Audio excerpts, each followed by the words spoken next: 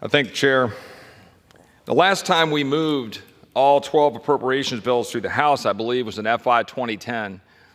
The last time that we did not have to use a continuing resolution to be able to fund government, I believe, was 1997. I think 4 times in my lifetime have we been able to pass all 12 appropriations bills through both bodies and get them signed by the President of the United States.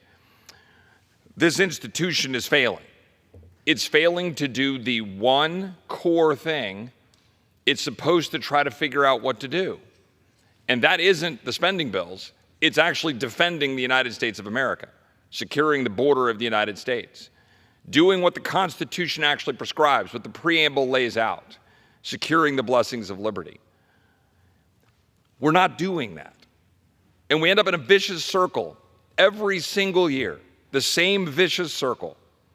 And the American people are watching and they're wondering, why on earth cannot the 435 people sent here to represent them figure out how to do what every other family and business and nonprofit in the United States has to do?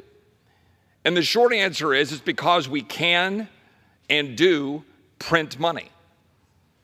We irresponsibly continue to spend money that we do not have, that we have not collected, and we continue to retreat to the corners of our safe political spaces and hide behind them in order to try to sell something to the American people.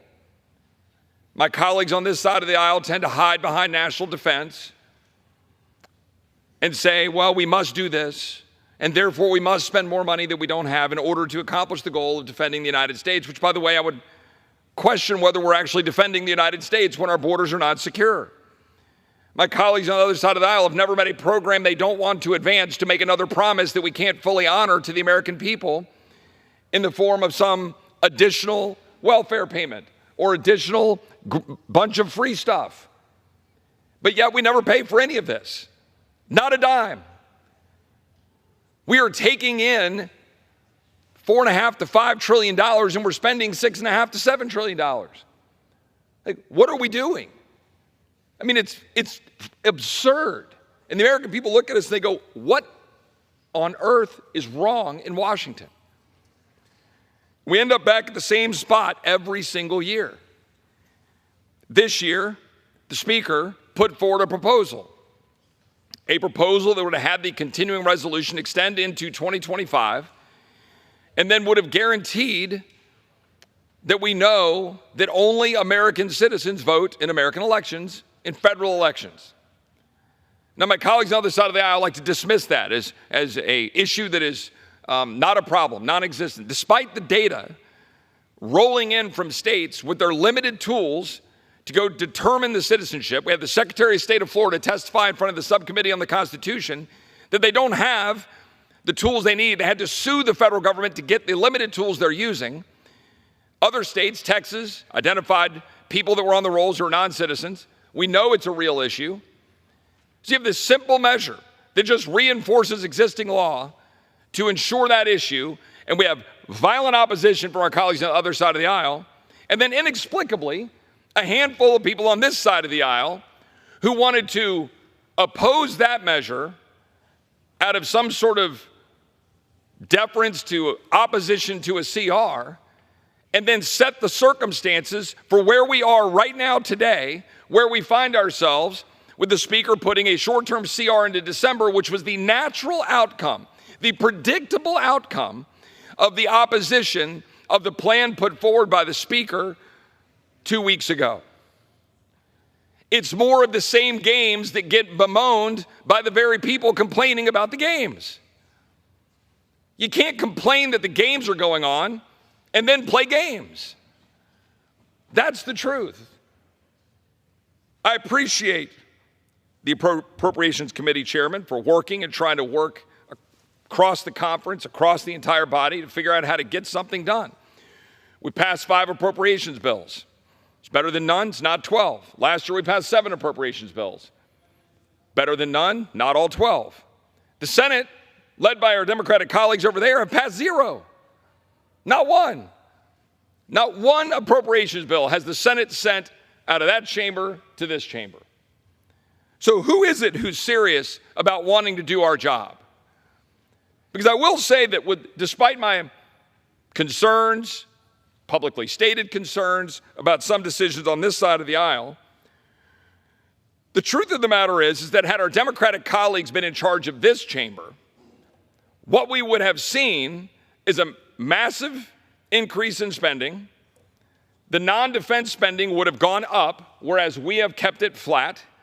The defense spending that did go up, we paid for out of the IRS expansion. We pulled that back so you didn't have IRS agents in your living rooms if you're a middle-class taxpayer. And we took COVID money and we paid for that defense increase. And we were able to stop what the Democrats would have done, which would have passed legislation in the name of border security that would codify the dangerous release of individuals onto the streets of the United States that have led directly to the death of Americans.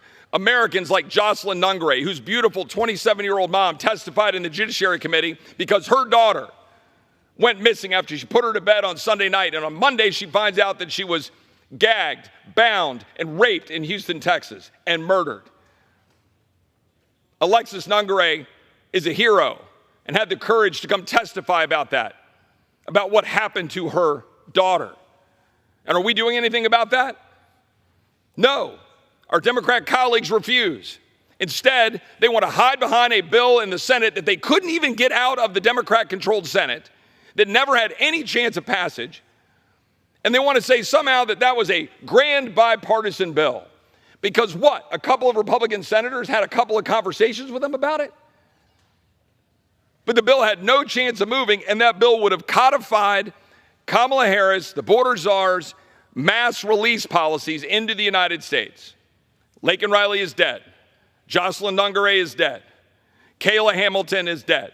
Rachel Marin is dead. I could go down the laundry list of Americans who have died at the hands of people released into the United States by this administration.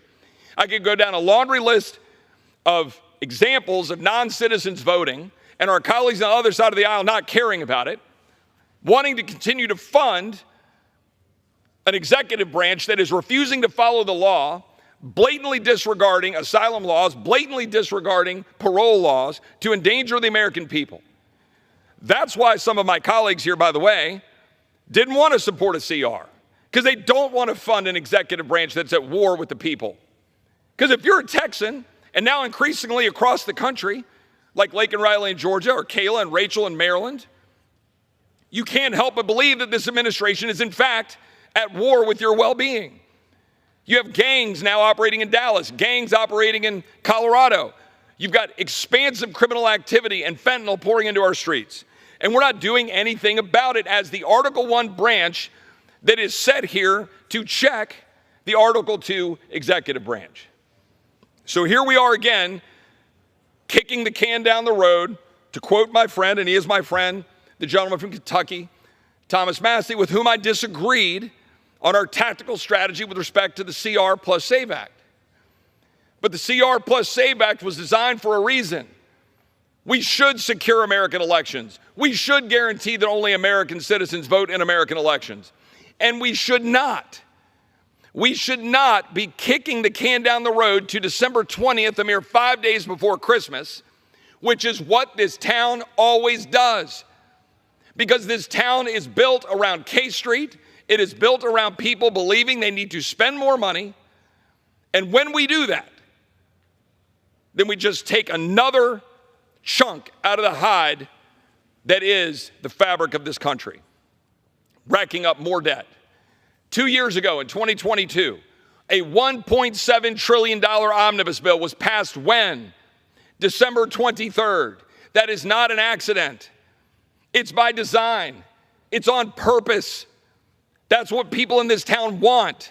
They want the pressure so that everybody will clap and get on their planes and go home to open their gifts and be around the Christmas tree with their kids while they destroy the very country that they're here to represent. That's what will happen unless we fight it. So now we're going to have to spend a lot of time, and I will, fighting against whatever massive omnibus bill is tried to jam down our throats on December 20th before Christmas so that everybody can enjoy their jet fumes and roll out of D.C. Last time we threw in $45 billion for Ukraine for good measure in that massive omnibus spending bill right before Christmas. We shouldn't be in this place. We shouldn't be in this position. I think the Speaker was correct. I think the Appropriations Chair was correct in working with the Speaker, and our body was correct in putting forward a bill that would have extended spending into next year, allowed the next president, allowed the next Congress to deal with this issue while we try to preserve and protect American elections. That's what we should have done without a reserve. Gentleman from Texas reserves. The gentleman from Oklahoma is recognized. Mr. Speaker, I reserve.